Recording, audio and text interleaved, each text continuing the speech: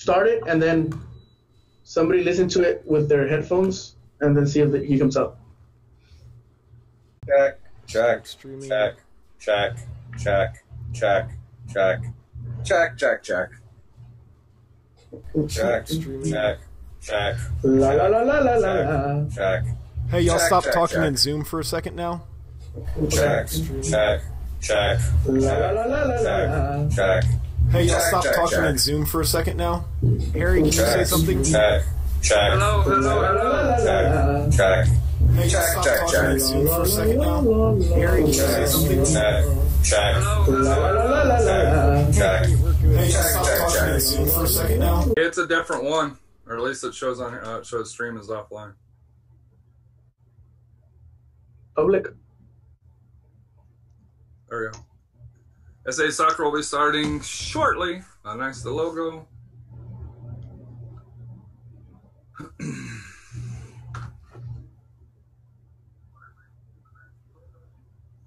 Oh, we're live. I hear myself. Yeah, we will be going live shortly. Everybody tune in. Just taking a second to share everything to our social media pages.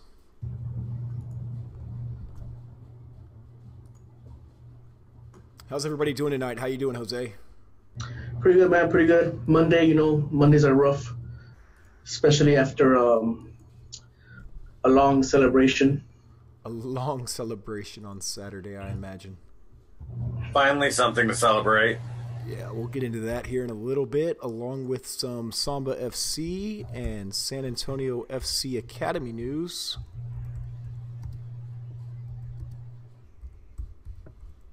Just posting some stuff to our social media channels.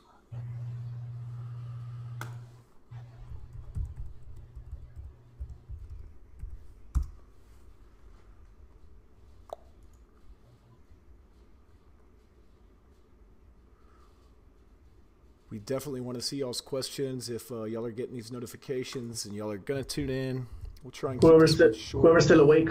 Whoever's still awake, exactly, late night owls. You know, we know a lot of people that do that little insomnia thing. We are all some of them. All right, so there we go. We got it both up on our Facebook and our Twitter.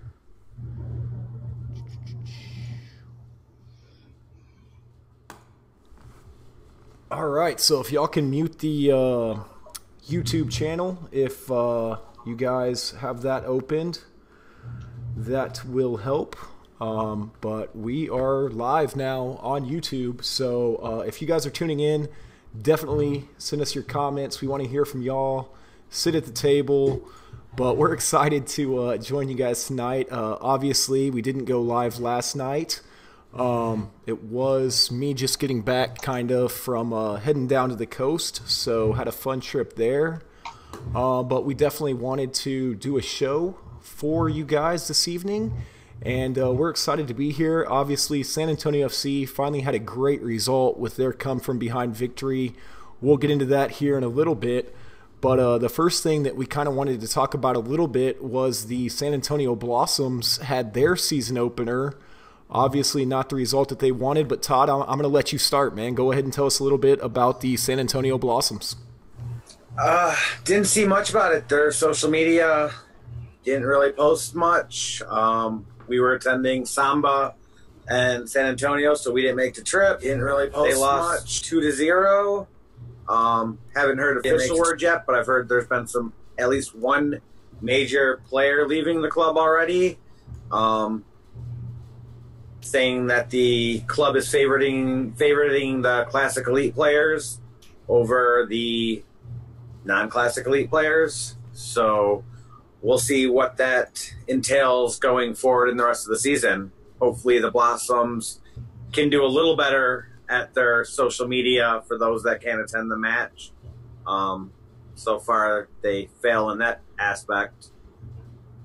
Well, it was an away game against Houston TTI, which Houston TTI, if I remember correctly, last year, they actually had some pretty positive results against. So we'll have to see, you know, how the season progresses. As you mentioned, from what we talked about earlier, Allison Fahey was a little upset and is no longer a part of the organization. Is that correct? That's the one I heard that left. Yes. Yeah, and that's a huge loss, honestly, for the Blossoms. You know, not to downgrade them or anything like that. Would never want to do that. Definitely want to support the WPSL here in San Antonio. But Fahey is a quality player, so that is definitely some surprising news coming out of. She led the league in goals last year. Yeah.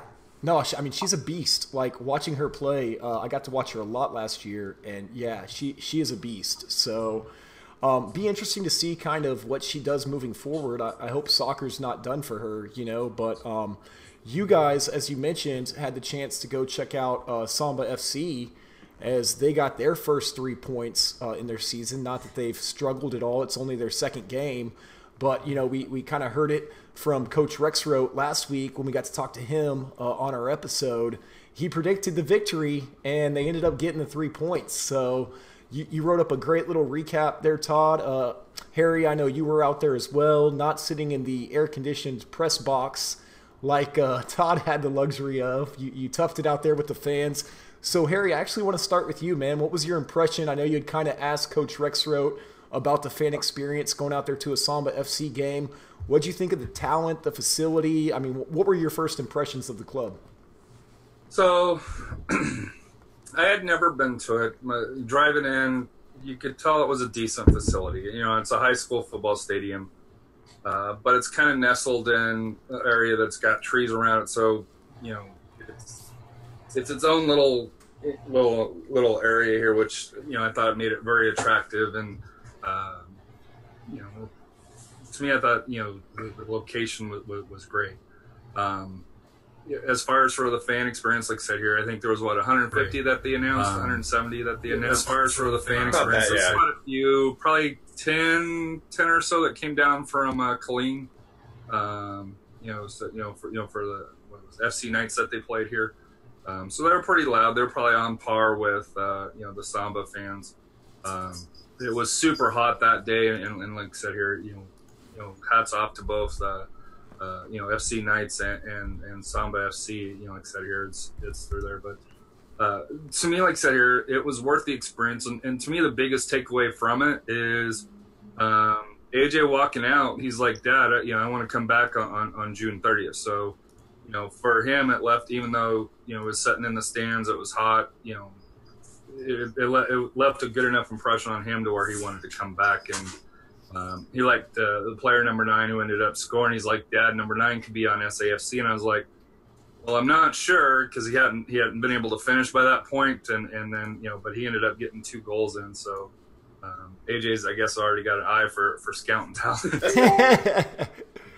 Like, early on, he's like, the guy in the red shoes, you know, he could be on SAFC. And I was like, well, let's see. So, no, like I said here, you know, Coach Rexroth puts on a great thing there, and you know, it's not to SAFC level, but you know, it's a step or two below that. But you know, for $6, you know, for anybody that you can get into the car, like I said here, you know, for the parking, you know, you park right close.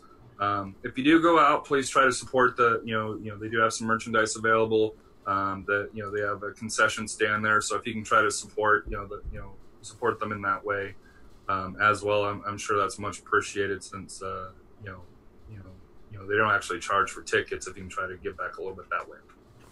Yeah, so what'd you think of the actual talent on the field? I mean, I realize that kind of the production value, obviously, it's not Toyota Field, you know, it's not SS&E when it comes to that. But as you talked about, number 9, which, Todd, you're going to have to remind me of his name because I forget it every time. And the kid he's really good. Number 9, Enoch Rochas.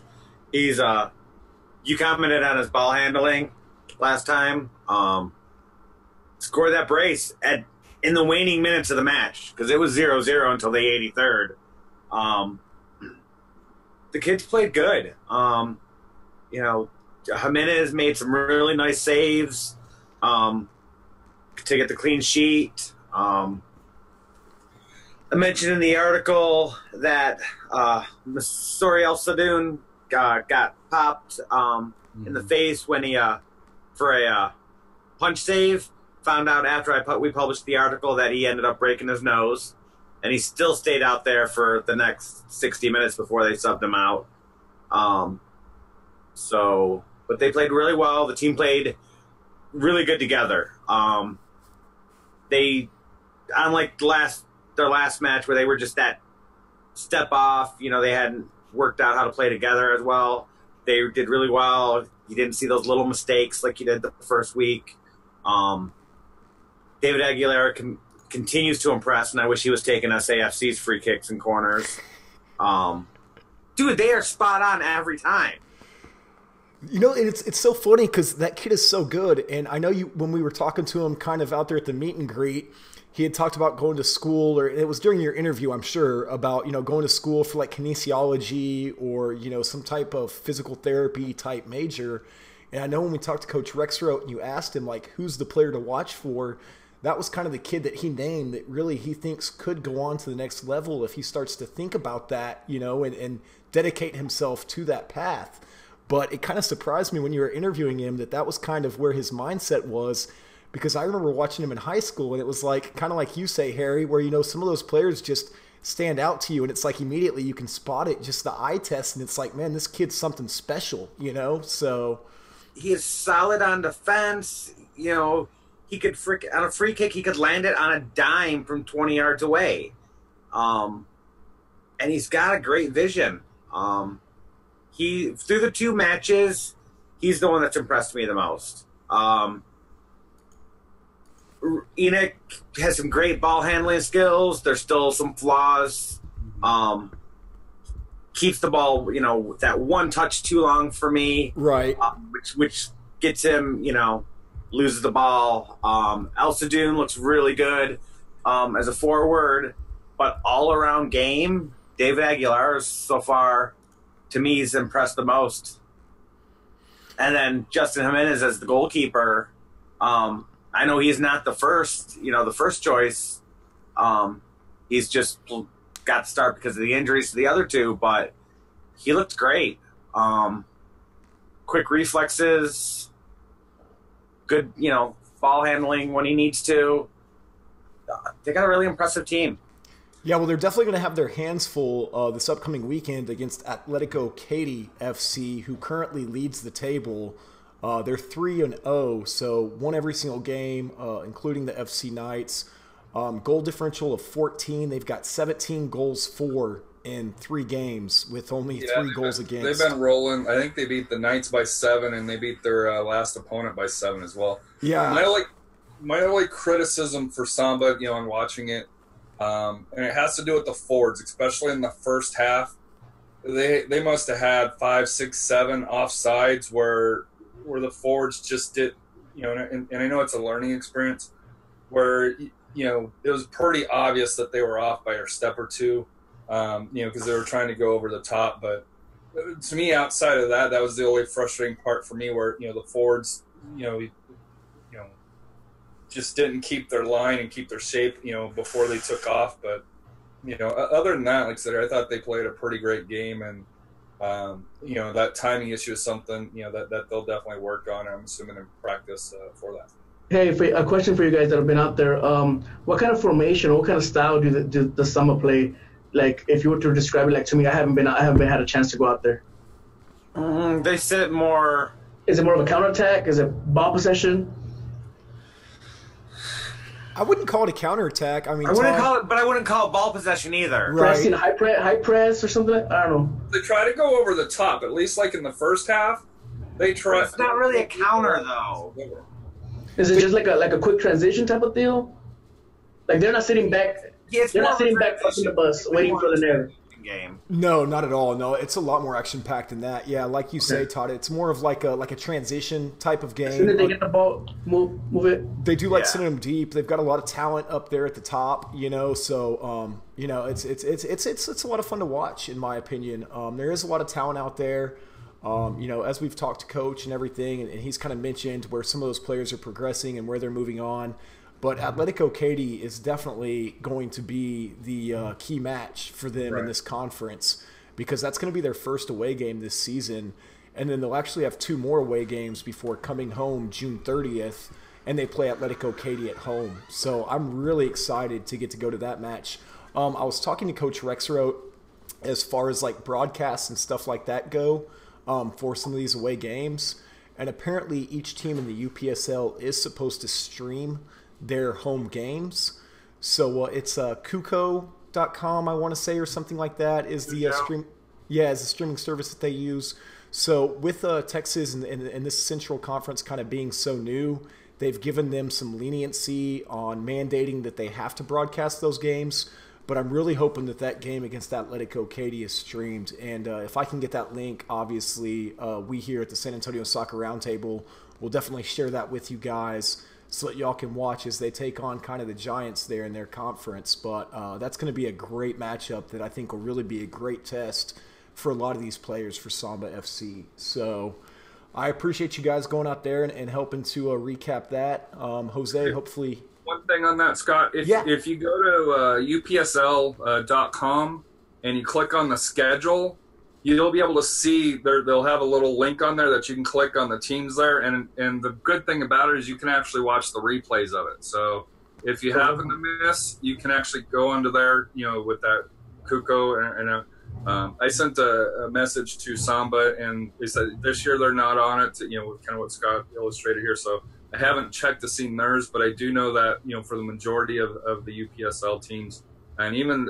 some in the Texas Central Conference, it'll give you a link to click on, and it'll take you either to the live stream or you can watch the replay of it.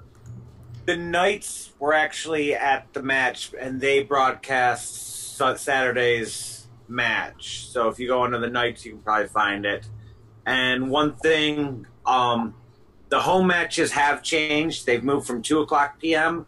They will now kick off at 7:30 p.m., so you won't have to fight that midday heat. They're just too hot.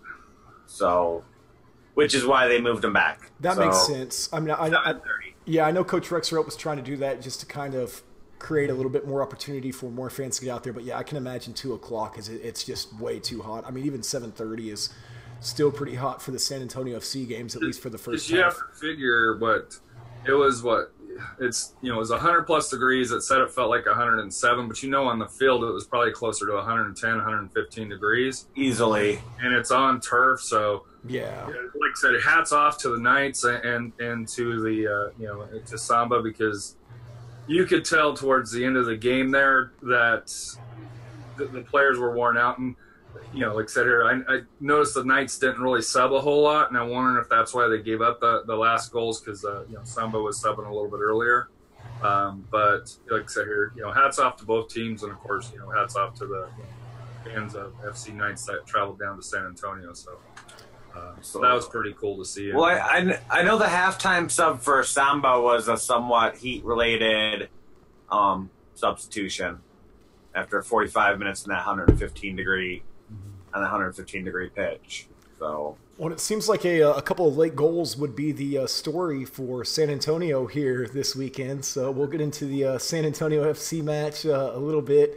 But before we dive into that, the SAFC Pro Academy had what I can only imagine was a life-changing experience, to say the least, playing there in the Cayman Cup for it was the U14s, correct, that went over there?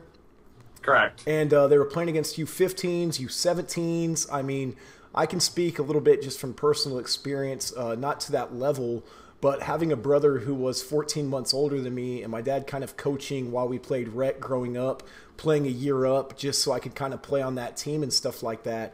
And it really does help you as a player to play against some older teams just in terms of physicality and technicality. And the one thing that I'll say about those boys, just watching some of those games, is they played fearless. I mean, to think about like a 13-year-old, because it's U14s, going to another country to play competitively in a cup against, national teams that not only are national teams, but are also a year or 2-3 years older than you. Like, they had no fear going out there and scrapping with those kids. Todd, I'll start with you, man. I know you got to watch some of the games as well as Harry and Jose. I saw you guys on the live broadcast and would kind of message each other and say hello. But what were your thoughts on the Cayman Cup and the results that we saw from our academy team? We've said it every time we've talked about the academy. They continue to impress. San Antonio FC is doing a good job with the kids, teaching them how to play together, giving them the experience that, come on, these kids are going to remember this forever. You know, they went against the Cuban national team. They went against the Cayman Island under-17 national team. You know, and they beat the under-17 national team. You know, so they went up against older, more experienced, bigger kids and came away with the victory. There's no shame in walking out of that tournament 1 win, 2 losses, and a draw. And they were close matches. You know, so hats off to those kids. Yeah, well, and the one thing I think that kind of just impressed me most, my first kind of takeaway was just the speed at which some of those other teams play. You know, like we've gone out there to Star Complex and seen them play against, you know, some of the teams from Houston and some of the academy teams from Dallas and stuff like that. But watching those games, it was just like a whole nother level. Jose, I know you had a chance kind of to tune in for a little bit. What are your thoughts on the Cayman Cup and just the academy program and what they're doing? More than anything, putting aside the record, the wins, the losses, the draws, I think it's the experience, man. Not every day does a 13, 14-year-old kid travel, you know, far away from home, you know, away from their parents, away from their family, away from their regular life that they have. And it's a big experience for them, man. I mean, besides the point that the Cayman Islands are a beautiful place, you know, I mean, just having that experience of brushing shoulders with older kids, and you know, this is sometimes this is where I think sometimes the academies fail kind of putting kids at certain age groups, that you play against the same age groups. And sometimes playing against older kids makes you better, because it makes you, you know, more. You might not be as fast as them, but you can maybe outsmart them, position-wise and stuff like that. So this is going to definitely be a big help for them. I think it's also a big help for the coaching staff. You know, having that experience playing against. Well, I think what was it? DC United was out there also. That was an MLS team that was out there. DC United was out there. They would become the eventual champions of the tournament. Yeah. So I mean, just brushing shoulders with this type of tournaments, and you know, just not having your because what they play like the same teams here like 3 times, 4 times in the year. Yeah. So you know, just something different. So I think at the end of the day, these kids should keep their head high, should know that we're proud of them for they gave everything they had, and you know, maybe they'll get invited next year, and you know, they've learned, they've grown, and it'll be a different result. But more than anything, it's experience. And that's a great point. I mean, like you say, just to be invited to something like this, to be able to take part in it, I think says a lot about the organization, you know, and what they've been able to accomplish in such a short period of time. And I know we want to try and get Nick Evans on next week in order to talk a little bit more about what that experience was like for these kids. But Harry, definitely don't want to leave you out. Well, you know, what were your thoughts just kind of on the academy program and the Cayman Cup? Yeah, you kind of stole my thunder there, but yeah, to me, you go last. Now just repeat everything that we just said. To me, like I said here, the results on the field, you know, as we mentioned before, didn't really matter. To me, like the exposure of the SAFC, a USL team, academy, getting to go to such a great tournament. To me, that says a lot about SAFC and the program that they're running and how they're viewed, and not only here stateside, but also throughout the region. For that here, so I think that only bodes well for for SAFC Academy and the team going forward. But for the players, my goodness, just being able to see some of the Twitter posts, from Coach Evans, the kids were having a blast. It looks like they were treated first class by SAFC and by the attorney down there. And who wouldn't, as Jose mentioned, who wouldn't want to go to the Cayman Islands? I would. Yeah, they definitely looked like they had a little bit of fun, and I know Luis from SAFC FO, the PR department, got to go down there and kind of videotape a lot of that stuff. I saw him on Twitter if they need a mascot next year, I could get into that Coyotes. I could get into that Coyote suit, if they need. I'm sure he was really enjoying himself down there as well. So definitely a good time held by all. And not to leave it out, but Todd, I know you went out there to their last match was actually yesterday out there at Star, correct, for the Academy program? Yep, I went out last under 12s, played Sunday. 2 matches, 1 and 3 o'clock. The 1 o'clock, they won 3-1. I had to leave a little early. Didn't get to finish watching the 3 o'clock match.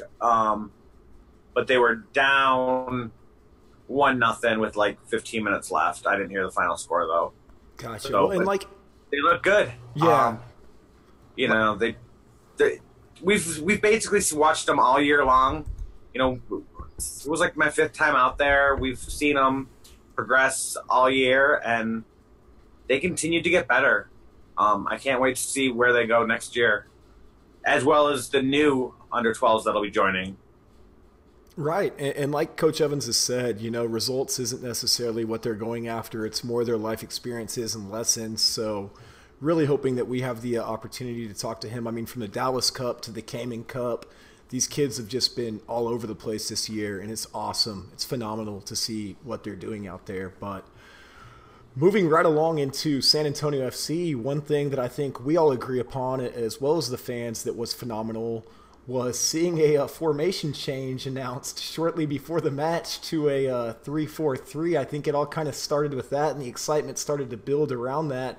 Jose, what were your first thoughts when you kind of saw that switch to the 3-4-3? Wow. I thought the day would never come, to be honest. I mean, I thought we were just going to keep sticking to the same old thing and maybe, kind of see what happens. But, I think it's positive. I think I watched and I listened to the interview of the post-game interview of Coach Powell, and that was one of the questions that they asked him. He says that he did that formation analyzing the team that we were facing. If that's the case, big props to him, because I think Todd had mentioned that we had to attack Portland. And I think that's what we did. I didn't see the Portland that we had been seeing the last 2-3 weeks, and hopefully we stick with this formation, with this lineup. I'm not sure about the Dallas game, but we'll talk about that later. But for USL play, I like this formation. I think it's the perfect formation to put up against Dallas. We'll get to that in a few minutes, but it'll play into Dallas's weaknesses. But I think it also complements our other players that we have, right? I think so, and you saw right from kickoff, there was more energy, and we had more chances, and we had better opportunities. They didn't all go in, but you saw what they were trying to do, and you saw, like I said, the energy, the attack. I'm pretty sure Coach Powell listened to us last week and said, you know what, we do have to do that. He watches every episode, I promise you. Oh, yeah. I know. Yeah. He paid attention finally to the 3 keys of winning, and he put it into action, and guess what? We won. So it was great. Bruce wasn't, Bruce, our forward, wasn't on an island. They weren't prepared for it. And you saw it. This was not the Seattle that had been playing. Portland that had been playing. You look at. To be fair, Portland was not full. I know their leading scorer wasn't even on the 18. Langdorf wasn't there, correct? So, but again, I know I had talked to Play the Kids, one of the guys that did it before. And they put up a good team, but it wasn't the team that's been on the roller, because they were missing the striker. But I was still. And how many people were we missing? No. I'm not saying. Those are the things you face, and if you're going to use that excuse if you lose. Oh, I'm not. They didn't use it as an excuse. This is something that we talked about before the match. Because I was talking to him about the weather, because I was talking to him about the weather, because to me I think that was a big issue as well, because at kickoff it was still 97, 98 degrees, and I know I was asking him what weather was in Portland, and it was nowhere near that. So I'm not saying they're using an excuse, because they're not. Just like I said here, when you are missing your leading scorer, that is it. But to me, like I said here, I think SAFC had close 68, 69% of the possession, 20 shots. But it wasn't the possession that we've been criticizing about side to side, proactive possession. It was actually going forward and attacking. Yeah. Well, they didn't have anybody in the back too. Yeah, when you have three. And we only gave up 4 shots. Only one of those was on target. So, that's Diego didn't have to do anything. Right. Diego had a calm night. Which is good. He's earned it. He's earned it, right? A night off. One of the things that I saw from the interview, from the post interview from Coach Powell, was that he recognized, or the team recognized, or the staff recognized, that they needed to put more people in the box for those crosses. That was one of the first things that clicked off of mine, and we had talked about. Because again, he listens to our show. Yeah, of course. Yeah. Attention. Yeah. These are all things we've been saying. Yes. And if a bunch of nobodies like us could pick it out, well, and Todd, what took him so long? To your point, though, let's give Coach Powell credit for finally making the change. But what you said kind of was they didn't really see it coming.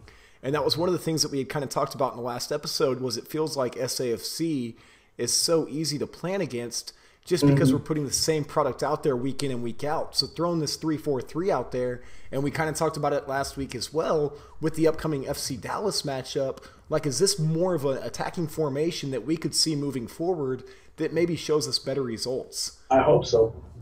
I think we all do. Mm-hmm. And like I said, this plays into the weaknesses of Dallas. We put a lot of people in the box, and watching Dallas, when Dallas hasn't lost much or drawn much, but when they get scored on, it's because there's been a lot of people in that box. And if we can do that again, it's going to help us. And that's what we hadn't been doing. And that's, when Ever was playing, it was Ever up by himself, trying to retain the ball on long passes. When Bruce came on, it was the same thing. Hopefully this is something that we keep doing and give our striker a chance, fighting chance. So here's my question to you. If we do the 3 up top, do you think SAFC needs to bring in another tall, physical forward? Because to me, Bruce has got the size, but we talked about Cesar, or not Cesar, but Sebastian Ibiaga? No, Guzman. Oh, Guzman. No, Guzman's hurt. Was it? Yeah, Cesar, number 5. Mikey. Mikey Lopez, number 5. Lopez. I'm having a brain fart on it. The 3 forwards in the last match, or the 3 up front in the last match, were Gordon, Elizondo, and Bruce. Cesar, pardon me. Cesar. Who was horrible. He was horrible. Put Presley But I don't think that's the right role for him. Like I think he's, because we talked about, you need a striker. You need the height up front. We do. And that's where, to me, like I said here, he played to me, like I said, you could tell he put a lot of effort in. Well, he always does, man. That's not his natural. It's not his natural position, and that's why, to me, if we're going to go to more of that role, depending on the health of Guzman, do we need to see about finding that third forward, or do we have some? I put Presley there. I like your thought though there. I like having a big guy. I think with Ibiaga leaving, I think they used to throw him up on a lot of corners and stuff like that. Big Maca obviously hasn't really been around too much this year. I think that's a great point. I think San Antonio FC could kind of just be lacking that big guy, that wins those 50-50 balls. That muscle, yeah. But if you're going to do that, you can put Christian in, who's the same build, same size, and a better central defender than Ryan. What we and you can put him in there. That's a good point. Or Murphy when he comes back. Because I think he's a pretty big guy. He's like 6'4" or something like that. Yeah. And like I said here, hopefully within the next 10 days, because after the match here, they don't play. I think for 10 days. So until the 16th. Hopefully they'll get healthy and like I said here, to me, this is getting the time of year where you start to see additions to the team and also subtractions to the team, because we saw that last year with AJ and Chin leaving. Starting around this time of year. Gordon coming on.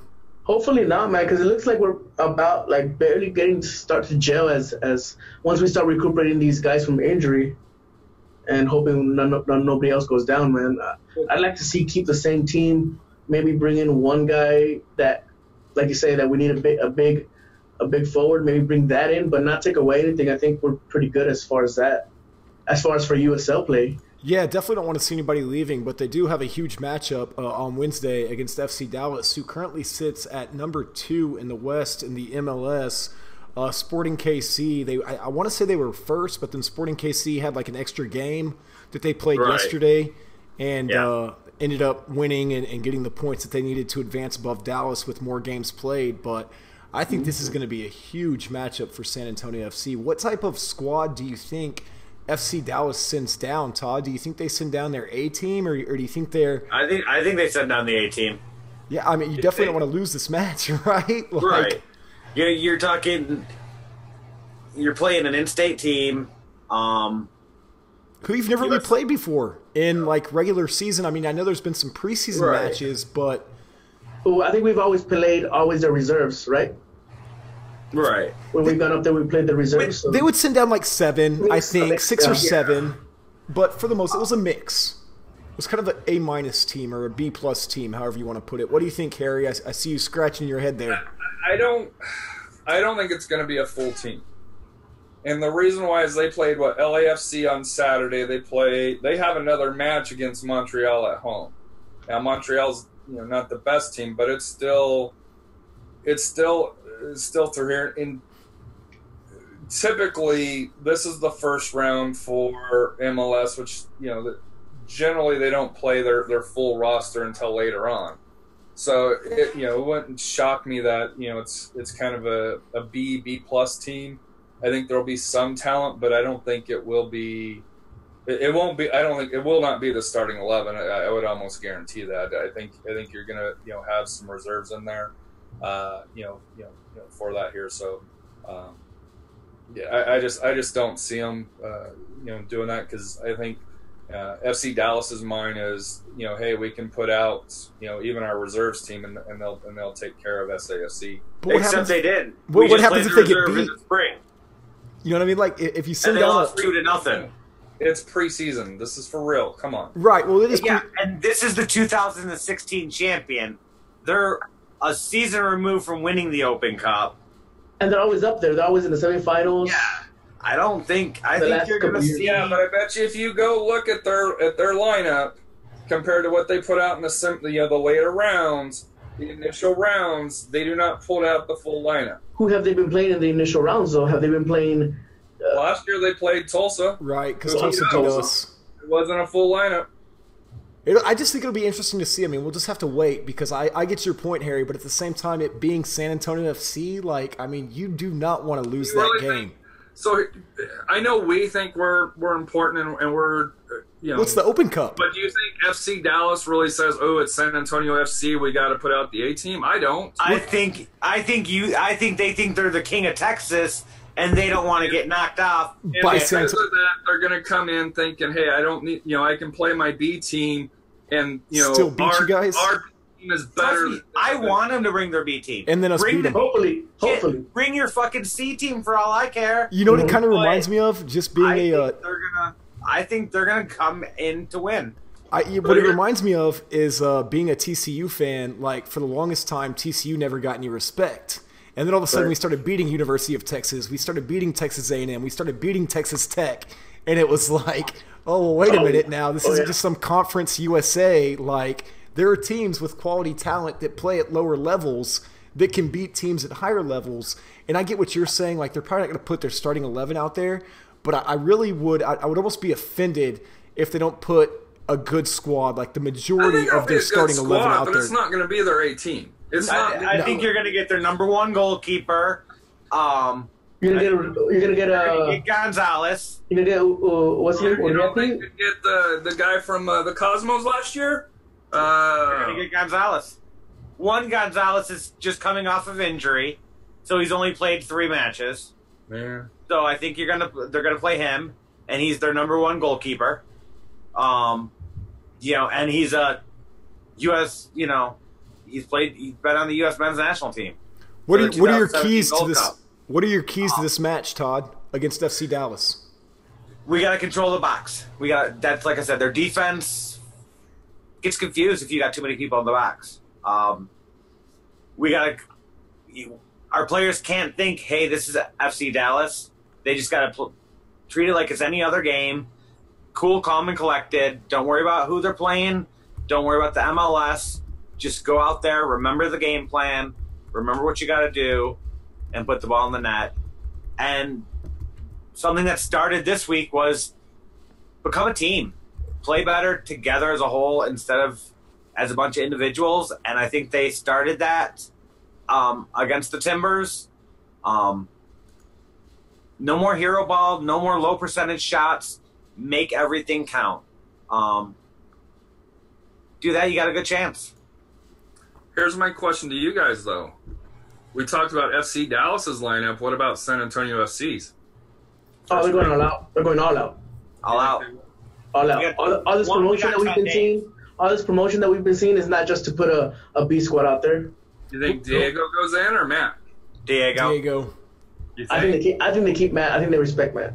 I think Matt gets the But call. as far as on the field players, I think it's the first team. Well, who is our first team, though? I mean, like, honestly, that's a tough question. I think our first team is the team that played this week. I think you're going to see a really... Unless there's an I don't think injury. you put Presley in yet. No. Not a starter. I think Castillo's going to start. I think that's going to be one change. He was injured this last game. I'm not sure you never know what the injury's though. Right. But if he's good, if he's 100%, I'd put him. If he's 80, 90, I'd save him. I think you need that veteran leadership out there to play a team like FC Dallas. I think Castillo's going to start. I don't think Ryan will start. I think Ryan will be on the bench for this. They bring back Christian. I think they bring back Sid. I don't think Sip gets minutes on. I don't see how you'd start him in this game when you haven't played him all year long. Like, as much as I hate to say it, I'd love to see Sip out there. But I mean, and that's the only reason why I raised that question of like, who is our A team? Like, who is that? Bring out your best squad, because there's so many guys that I think are better than the ones that are on the pitch that aren't necessarily seeing playing time right now. So it's going to be an interesting call. Hopefully, the formation again goes back to that 3-4-3 that we've seen some success with. But I just want to move on. I also hope they don't get stuck with the 3-4-3 going forward. Why do you say that? I don't switch it up. Do that 4-4-2 diamond. Don't stay predictable. So you want to see it regularly changing throughout the season in terms of formation and. I do. Because there's teams, the 3-4-3 and the 4-4-2 diamond are pretty similar formations with pretty similar tactics. But you don't want it to, you played your first, 9-10 matches in that stupid formation we were using pretty much. Right. Which is the same one we used all last year. Every team knew it was coming. So let's not get bogged down in the same formation again just because it was one match. So it was great. Trust me, I loved it. Harry, I'm going to ask you a question here because we have our first official live comment on our YouTube post. Ricardo Granado wants to know, do you see McCarthy starting on Wednesday versus FC Dallas? Depends on his injury. And to me, if he's healthy, and to me it depends if they're doing 4 in the back or 3 in the back. If they're doing 4, I think you put him back there. But he's been on the injury report since the last Open Cup match, so I don't see him playing. I don't want nobody that's not 100% on the field, especially against FC Dallas. Are you ever 100% though? I mean, it's so easy to say like, let's wait until they're 100% to put them on the field, but during a season, Rafa was on the injury report, and I think most of us, or Todd thinks he's going to be starting. Well, and speaking of the injury report, dude's like the Bionic Man, okay? He's 37. He's 37, 38. It's got to catch up. It hasn't. I hope it does never catch up to him. But I don't know if he's because MLS is another level. We gotta take that into consideration. It's a bit more faster, so I don't know if he can keep up. I wouldn't start him. I'd keep him in the bench as an option. See, I want him starting, and I want that veteran leadership. This match above anything else. I think I'd rather have him late in the game, especially if it goes to PKs and it's tight. So save those legs and bring him on around the 60th, 70th minute, around that time frame. So I don't know if I would actually start him. I'd put him in the 18, but bring him on more later, and that way you're going to have that leadership when you need it, in the late minutes, in the extra time, and when you might be down. We definitely need him for penalties. Absolutely, he has been our PK kick taker. That's for sure. I mean, he does what Rafa does. I'll tell you who I'm excited about seeing against FC Dallas. I'm excited about seeing Gordon. I hope he comes as motivated as he did this past game. I hope he comes out wanting to take on players like he did this past game, challenge them. I think he has. Again, I saw his interview, this post-game interview, and he said that he set his. He wants to keep doing. He's been scoring a lot, so he wants to keep doing the level where he's at or improve. He does not want to go down, and I think this is something for him personally that's going to be motivation, and not just for him, for everybody, But he's fast on the ball. He's quick. I know a lot of times we've complained about his finishing. He's kind of improved that the last couple of games. I'm really excited to see him, especially against FC Dallas, see what he can bring up to the table. I'm looking forward to seeing Lopez, seeing if he goes into this with a little bit of a chip on his shoulder. True. Playing MLS and all that. What type of with him just coming down from MLS, what kind of how can he relay that to the other players in the locker room? Especially with that leadership coming down, how does that factor in? Into a locker room where you got somebody that just came down from that level. Obviously, he'll probably have some insight that he can share. You look at like the NFL and how many times, just being a Cowboys fan, you have those division rivalries where a player leaves and goes to your division rival, and it's like, they're sharing basically the game plan and what everybody's going to do. I would expect Mikey to have a little bit of that insight. I don't know exactly how much, with his experience there. Obviously, he wasn't really in, quote-unquote, the inner circle of probably that organization, but that's a great point, him having some knowledge of what the team likes to do. And it'd be interesting to ask Coach Powell. But more like the speed and the differences in mentality, because the USL's, it's a great league, but it's what, a step or two slower than the MLS, you'd estimate. The players are a step or two faster. Well, you look at how well FC Cincinnati did last year in their U.S. Open Cup run, though. They were beating MLS teams. So, I mean, you can say that like the caliber is just not as good. And everybody always wants to say that, but except for that top 10%. The Torontos of the world. Each MLS team got one of those it players. Right, but you take away that it player, some teams are lucky enough to have more than one it player, sure. But you take away that designated player with a good game plan, is there really that much of a gap? And I don't think so. With a good game plan, you can. Who's the it player for Dallas? Players bounce up and down. Who's the it player for Dallas? I don't know. Urruti, probably. Yeah, Maxi Urruti. Yeah, I think so. He's very dangerous. Ronaldo Lama. So they got a couple. Hey, do we know if Dallas has lost anybody to the World Cup? Because that starts in, 9 days? So they may. I don't think so. Well, I mean, it'd have to be an international player, right? Nobody going for the U.S. team. They have a few of them. Right, right. Yeah. But we'll see what happens Wednesday. I want to keep this show moving along because we got a couple things still left to discuss, and I just want to keep everything on track. We'll see what happens Wednesday with the U.S. Open Cup. Get out there to Toyota Field. I definitely think we need to pack the house for that match. I mean, if you're only going out Tickets are still available. I got a text message today about them. I think I got 2 of them. Also, go to the players' Twitters. And don't do that. I entered those. No. You're gonna cut away Todd's chances. No, but I know a lot of them have been giving away tickets. So I saw Diego with like a retweet and a couple Escalante of had 6 tickets he was giving away. Yeah. So but I mean, more than likely, it's better than secure your ticket at the box office or at Ticketmaster, and make sure you're there.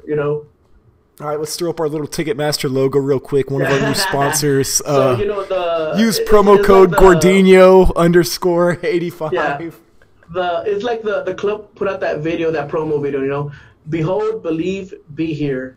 That's right. And it's something that I guess hardly ever comes to San Antonio. An MLS team with something to play for. It's not just a friendly. There's something on the line. And there's a huge push for MLS and SA still, which I definitely want to get into that subject on another episode. Todd, you can throw up the middle finger real quick. I know that's your statement on MLS and SA, but we will discuss that in the future because there's been some interesting news kind of on that topic. So you do now have an MLS team coming to San Antonio to play in the Open Cup. So if that's your cup of tea and you wanted to wait until an MLS team got here to go out and check out a match, go out there and do it. But for the rest of us, it's going to be just another game and just another team that we want to see San Antonio FC beat. Because as AJ said, it just kind of legitimizes your club that much more when you can compete on that level. So get out there Wednesday, check out the Open Cup match. But there was another interesting announcement, not from San Antonio FC, but from Santos of Liga MX, that they are going to be playing another friendly here against San Antonio FC. And I know there's been a lot of different opinions on Twitter and social media and stuff like that regarding these same kind of matchups every year and wanting to see maybe a Europa team or, some other type of league come here to play San Antonio FC outside of Liga MX. But Gordinho, what are your thoughts, I guess, first off, on another matchup versus Santos? And then second off, San Antonio FC not really announcing it yet. Only Santos so far, I think, I've seen officially announce it. Yeah, I haven't seen anything. I don't know if you guys have seen anything from San Antonio officially, Twitter or website or anything. Okay, so Santos announced it. They announced their whole San Antonio. They called it USA Tour. Yeah, they have several matches. They're also playing RGV in RGV. And I believe they're playing Club America in Dallas, and then another team, I think, in California or something. So I know I've heard a lot of people complain about, here comes Santos again, or here comes another Liga MX team. But I think I kind of want to see another team too, to be honest. I want to see another type of team. I want to see not an MLS team, because you can go see that in Dallas or Houston. Or we're hosting Dallas. I'd like to see maybe, a mid-level European team, a South American team. South American teams, believe it or not, are way different than Liga MX teams as far as style play, as far as experience. But the positive thing that I do see from this Santos game that's coming up is that they are the current Liga MX champions. Besides that, they don't have anybody. They're not losing anybody to the World Cup. So they're bringing a full squad for preseason. Now, whether they play the full squad the whole game or half a game, that's another story. But they are bringing their full squad in for preseason because Liga MX starts in late July. So they want to get those games in. They want to get those minutes under their feet. And also another positive thing is Santos is, if not the first, the second team, along with Xolos Tijuana, that reached out to the American or to the English-speaking language people in the United States with the first Twitter account in English. Why? Is because they pull a lot of players from California, from Arizona, from New Mexico, from Texas, because they're just 4 hours, 5-hour drive from San Antonio. So along with them and Monterrey and Tigres, they're going to pull a lot of audience to them, and we've seen it there. I believe they've had several U17, U20 players in their academies or whatnot. So I think they're trying to make that a connection with the public. Well, and Club Tijuana is another one that does the English Twitter, right? I think they were the first ones because they have a lot of people that cross over the bridge. Yeah, San Diego. Yeah, absolutely. And that kind of brings me to my next point. Like, I agree with you there. I think a lot of fans have that same viewpoint of that they'd like to see another team from a different league other than Liga MX. But it continues to sell out, in my opinion. And I don't know how much of it is just the different organizational groups. I don't even know what you call them that sponsor these matches, but you always see like promoters by promoters, the promoters and stuff. And so obviously Santos, I can remember the last time they played San Antonio FC and their supporters under Thousand Oaks Bridge and MCF under Thousand Oaks Bridge, and it was a really good time. So maybe you start to build like a little bit of a, not necessarily a rivalry, but just a friendship between the two clubs and everything with the FOs and the fans. But you look at like clubs like Detroit City FC getting St. Pauli and stuff like that. I mean, you see international clubs coming here to America to play teams, and it just seems like San Antonio FC just can't land that fish for some reason outside of Pumas and Tigres and Santos. Can they not land it, or are they not going for that? Why wouldn't you go for that? I don't know, Harry. So here you bring up a great point, and I'll add, because I asked, I put it on Twitter saying, hey, I was kind of unhappy that Santos came back, and Mr. Bruce, Robert Bruce, replied that the reason why a lot of English teams may not come down here is because it's too hot. So it's weather-wise here compared to like South American or Mexico, Central Liga America. MX, that weather-wise it doesn't fit within their trainings, which to me makes sense. They're never going to play in humidity and heat like this, right? But you still have. What about the attack? Let him finish his point, Todd. Not to interrupt. Let him finish his point. To me, the point with the Liga MX here, it's great that we're hosting, all the time here, but I would love to see us go down there during our camp, if that's possible, for a return. And it may not be against their first team because I believe they're already in season at that point. But even if it's against their reserves team, be able to get that, to get our brand down there. That way it's a two-way street, because it seems like it's all coming north, but San Antonio FC isn't going south. And to me, that's something where if we're gonna build these relationships, to me, it's got to go both ways. For that, because San Antonio FC, you got RGV down in the valley that's trying to put down their flag, but we're the independent team of South Texas. To me, if you really want to do that, if you want to expand your brand, reach into the northern Mexico. As you mentioned, it's 5 hours away. Why doesn't San Antonio FC do that? For that, and I know it's a preseason. Yeah. Me, how many of for instance, there's a lot of people from like 118 and other friends that I have here that are from the valley that would go down probably to a match down down in Mexico just to be able to experience that. I don't see that as of yet from SAFC.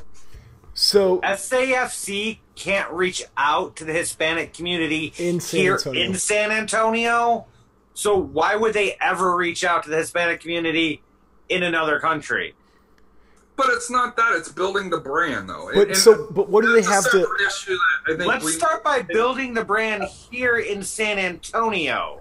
I just don't see what they'd really have to gain from that. Kind of like I don't think it makes sense, man. Because that would be awesome. Don't get me wrong; their preseason schedule this year sucked. Like, I think as a San Antonio FC fan, like, we didn't really face any. I would look at that just more in terms of like getting our players prepared for the regular USL season by having that preseason matchup. But I don't see how that really helps build the brands, because it's hard enough to get these Liga MX fans involved here in San Antonio than it is. Yeah. And Jose, I want to get into that with you here in just a second, but we had another comment from Ricardo. He said, be realistic. The economics are cost prohibitive for European teams to come to Toyota Field unless already on tour in U.S. with major sponsorship. Easier for Liga MX to travel here. Which, again, I kind of go back to, well, you had St. Pauli go to Detroit City to play a game there. So obviously, how did that work, Todd? Like, was a sponsor involved, or was some promoter involved, or was it just between the two clubs? As far as cost-wise, to get, I mean, you're bringing in 20 plus, maybe 30 with with coaches Staff. and everything. Yeah, in the airplane. And did they only play Detroit? Was it just that one game? They played Detroit and they played Timbers too. Okay. There was a promoter involved. They reached out. Any German team, you have to go through some company to get them to come. I don't know the breakdown. Detroit does help out with the cost. They do have a local company, Strategic Staffing Services, which does sponsor their international matches. But I wouldn't say it's a major sponsor. You know what I mean? It's not compared to SS&E, right? Like Right. SS&E has to have some of those same hookups. Right. But you look at, okay, Detroit's a big club. Don't get me wrong. They play in the NPSL, but Detroit's a big club. And people want to play them, as evidenced by the fact that they've gotten FC United of Manchester over there. They've gotten Venezia, who just won the first playoff for promotion to Serie A. They're having another team from Serie B who's in the promotion playoffs to go to Serie A. So you get some big matchups, though. The word is out there on Detroit. I mean, don't get me wrong. The word is out there. I've seen, little 10, 15-minute documentaries on the team here and there. So worldwide, the word is out there. FIFA's done a documentary. Yeah. Copa 90's done a documentary. Just like the way we get documentaries from random teams that we get interested in Europe, I think it happens the same thing, especially with Detroit, especially with the culture there. That's a great point. And that's why I say I'd love to see San Antonio FC land some more matchups like that. And so, but getting to kind of like what we were going towards, and I want to go back to you, Jose, just because I think you have the most experience with this being a Liga MX fan. How does San Antonio FC try and get these fans engaged that'll come out? Because you see them pack Toyota Field for Santos. You see them pack Toyota Field for Tigres, Pumas, Yeah. I mean, how do we get them out there for San Antonio FC? Man, it's going to be tough.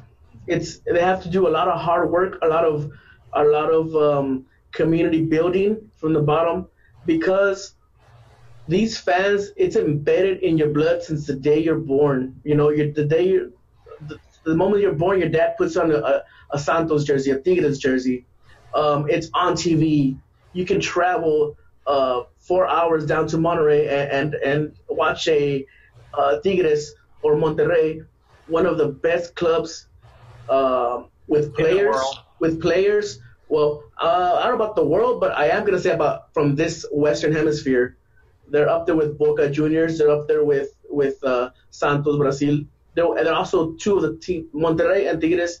They're two of the most expensive teams on this continent, on North and South America. Monterrey has a stadium that they just opened up, 2010, the best stadium in the whole Mexico, South America.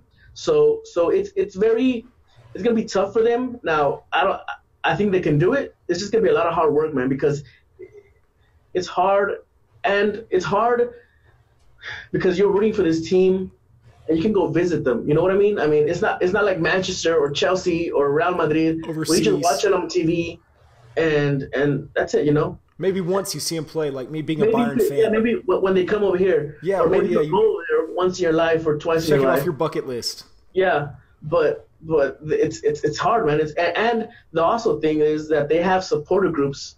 I know Tigres has one here in San Antonio. They have a big one in Houston. Santos has a big one in Houston and big in Dallas. And these supporter groups get together in a bar and they take drums. Club America has one in Houston, and they're watching these games with passion, like if they were actually in the stadium. Well, and you see them come out to Toyota Field. Like I remember when Santos or Tigres was here playing Pumas. Like you had supporter groups from Houston that traveled to San Antonio, from Dallas that traveled to San Antonio, from probably Brownsville and stuff like that traveled to San Antonio.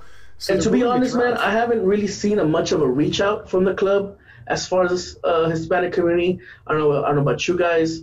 A lot of promotion that they do is usually up in the Stone Oak area, the north side, northeast, northwest side, and I don't know if that's a strategy that they have going on or what, but it's just tough, man. It's tough for them. I really don't know what they can do. All I know is that it's going to be hard work if they want to really pull it. The only thing I could see what they can do is to bring a national star, an ex-national star. from one of those teams, from one of those teams, or from the a 37-year-old Chicharito maybe. I mean, I don't know. I really don't know what else they can do if they're not reaching out to the community, going out there, building a relationship with. So but do they even have a Spanish Twitter or any Spanish social? That's what I was going to say. What about something as simple as having a Twitter in Spanish? You mentioned that some of these Liga MX teams have these English Twitter accounts, which I know I follow Bayern in English and stuff like that. Mm-hmm. Why not just have a Spanish Twitter account? I mean, how hard is that? You know what? When going back to Tijuana and going back to Santos, when they started their English Twitter, I believe it was about a year and a half ago they started it. Leon got an English Twitter after they got Donovan. Chivas got an English Twitter. Club America just got their English Twitter like 2-3 weeks ago, and then within the first, I think, 48 hours, they already had 500,000 followers. So I mean, it's there's a demand for it, and just like that demand for the Liga MX in English, I think there could be a demand of SAFC in Spanish. Well, you are in a city that is 60% Hispanic. Yeah, so it kind of would make sense. They do tweet once in a while in Spanish, but they don't have a dedicated Twitter for Spanish. But that's the problem. I don't know if that would be the solution. I think that would be part of the solution of attracting more fans. But I mean, it wouldn't hurt.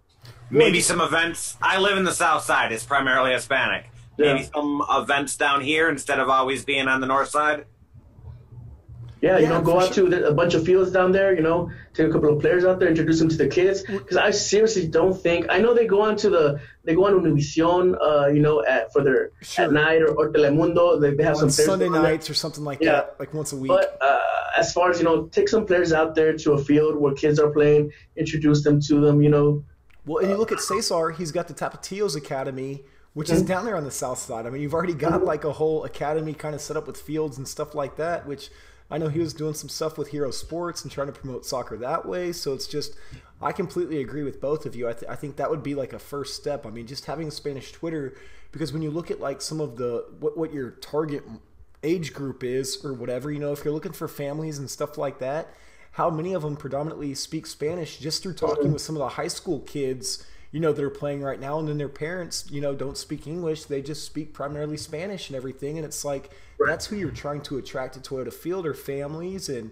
soccer players and everything else. So it just, I mean, what effort does that take other than just having one person run a social media account? You tell me, if you didn't have, let's say you brought in a family from, I don't know, an English family, let's say, and you took them down to an SAFC game for this past game. They're all, let's say they support Arsenal, for an example. Oh yeah, Arsenal this, but they live here.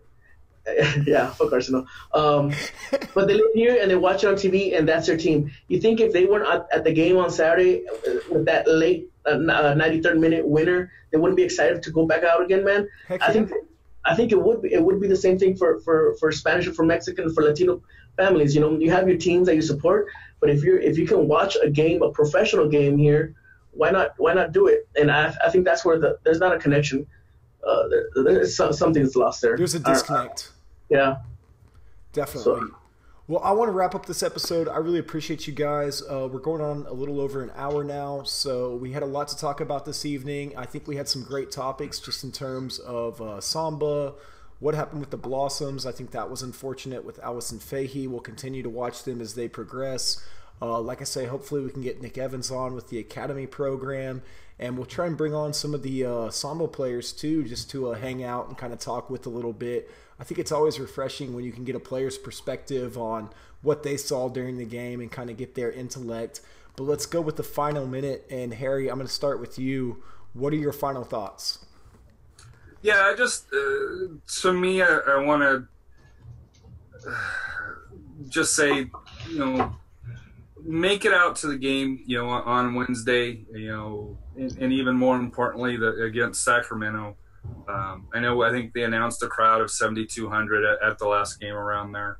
But it was electric, especially the last minutes, and the team, even though they weren't getting the results, even though things weren't going their way, they still were busting their ass. And I'll never forget, Jose Escalante, he kicked it into another gear to save that ball. Now, you might argue if he did or didn't, but the refs, said it was. The assistant refs, kept it in. And then, of course, he was able to, get it down in the box, and Bruce was able to finish it. But to me, the team on the field, they're busting their ass for us. And to me, what we need to do is do our part and get out and support the team, not only this Wednesday, but, every match day that you can. And if you can bring a friend, family member, neighbor, to help introduce them to the game, that's what our role is to help support the team along that way. Absolutely. Be an ambassador, meet a friend, greet a friend, bring a friend to SAFC. I mean, that's what it's all about, is just grassroots, spreading the word. So that's a great point. Jose, your final thoughts before this upcoming match on Wednesday? I'm hoping that, again, what Harry said, that we have a good crowd out there. For sure, the players are going to give their 100%. World Cup is almost here. 10 days left, man. I see you have your Germany green jersey, bluish green. Hopefully we can do some sort of special podcast here previewing the World Cup. And I want to give a shout out to my friend Julie. She sent me these cookies, SAFC cookies. I don't know if you guys can see it. What do they have in them? Yeah, they're out of Vanes Custom Cookies. Look them up on Facebook, and they're good. So just make it out to the game, cheer on the boys, and hopefully we get that W and move on to the next round to face whoever we have to face. We'll see you out on Wednesday. Let's hope it's NXT Reynaldos. The big rivalry, SAFC versus Real. Yeah.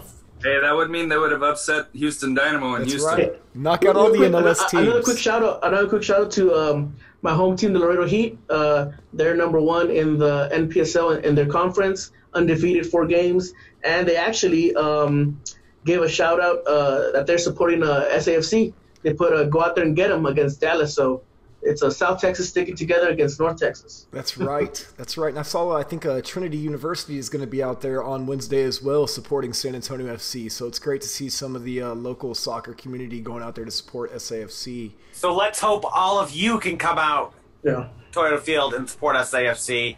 Come out underneath the Thousand Oaks Bridge at 5:30. Hang out with 118. It's dollar beer night, right? Again? It is. And they're doing they're having some band afterwards as well. Another after hour or whatever it's called. Bobby. Well, there you go. There you have it. My final thoughts is, fuck you to that tuna fish that got away, man. Like, I went on a deep sea fishing trip on Saturday and fought this dude for like 20 minutes, and he ended up getting away. He got away, man. He got away. I mean, like 3 times I had him there near the boat, and then all of a sudden just gone, dude. And so I don't know. Hey, another final thought. Happy birthday, Scott. Happy 21st birthday. 21st. It's my 20. I got my New Jersey. And I have to say this: I have the best wife in the world because her birthday happens to be June 6th, and she said, "Hey, I'll go to the game with you," because she didn't want to be away from the family, and she knew it. Thank you. I love you. And you gotta make it up to her. Who doesn't want to be at Toyota Field on their birthday? Right. Come on. All right. Well, this is the San Antonio Soccer Roundtable. Again, huge shout out to Ricardo Granado for being our one watcher tonight that posted questions. So hopefully we get some more questions. We do. We really do. We appreciate all you guys watching and tuning in and just trying to make this fun. But we're going to keep trying to get better. And again, thank you, everybody. This is the San Antonio Soccer Roundtable. We'll see you on Wednesday. But for now, we out.